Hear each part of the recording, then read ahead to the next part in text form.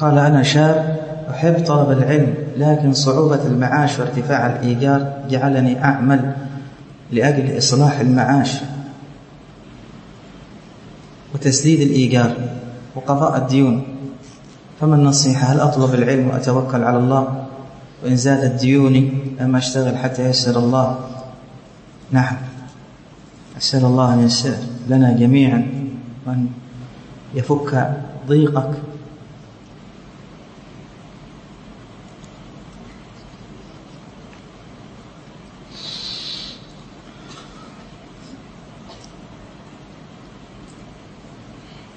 وأن ييسر لطلاب العلم.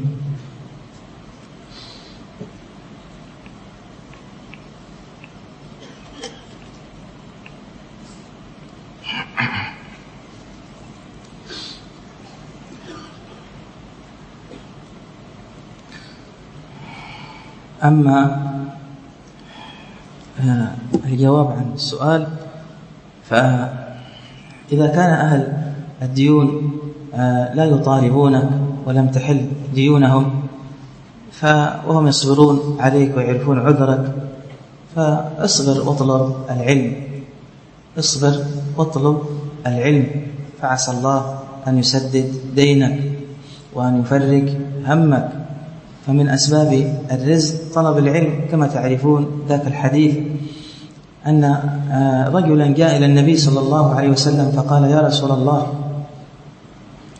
إني أحترف، يعني أعمل، وأخي هذا يجلس إليك، فقل له يأتي معي ويحترف ونعمل. قال: لعلك ترزق به، لعلك ترزق به. فمن أسباب الرزق طلب العلم، فإن لم يطالبك أحد ويصبر عليك يفتحون لك الباب، فاطلب العلم وادعو الله سبحانه وتعالى أن يقضي دينك، ولا تغرق نفسك بالديون، لا تغرق نفسك بالديون. عليك أن تستمر في العلم وأن تقلل وتأخذ الحاجات الضرورية، ولا تبذل طلبك للعلم للناس أو للتجار، تذهب تطل تسأل تقول.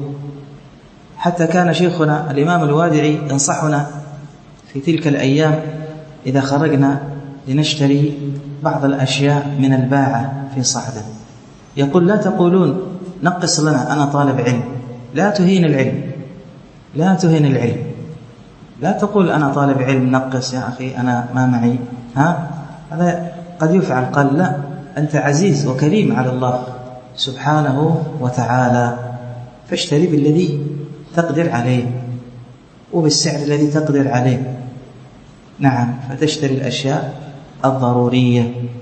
واعلم أن هذا الطريق لست وحدك فيه، هكذا السلف والعلماء والأئمة، من باع سقف بيته، ومنهم من باع طست وقدر أمه لأجل طلب العلم، ومنهم من باع كم القميص، كان لهم أكمام شيء كبيرة ولحاجة الناس يحتاجون إلى الخرق، فنزع كمه وباعه وأخذ واستعان به على طلب العلم. هذا ابن جرير، هذا الإمام المفسر ابن جرير الطبري. ثم بعد أن انتهت الفلوس أخرج الكم الآخر وباعه بشيء من الدراهم وذهب يطلب بها العلم. وهكذا إلى أزماننا هذه، إلى أزماننا هذه. فطالب العلم يمس بهذا التمحيص، بهذا الجوع وقلة ذات اليد، قلة ذات اليد. ما جعل الله لرجل من قلبين في إيش؟ في جوفه، قلب للدنيا وقلب للعلم. هذا ما لا يمكن، كما قال شيخنا الإمام الوادعي، كان يذكر لنا كثيرا مثل هذه النصائح ويقول هذه الآية: فطالب العلم ما جعل الله له قلبين، فاستمر على طلب العلم وكذا، فسييسر لك الله سبحانه وتعالى. الله لا يضيع أهله، لكن لا تستعجل، لا تقول متى، أنا الآن لي 10 سنوات في طلب العلم، أين السيارة؟ أين البيت؟ أين النفقة؟ أين الكفيل؟ كفيل طالب العلم أين كذا، لا تستعجل. إن أعطاك الله فهذا فضل من الله، إن ما أعطاك هذا عدل الله وحكمة من الله سبحانه وتعالى. لعل المال وكثرة المال سبب في رجوعك عن طلب العلم وتقصيرك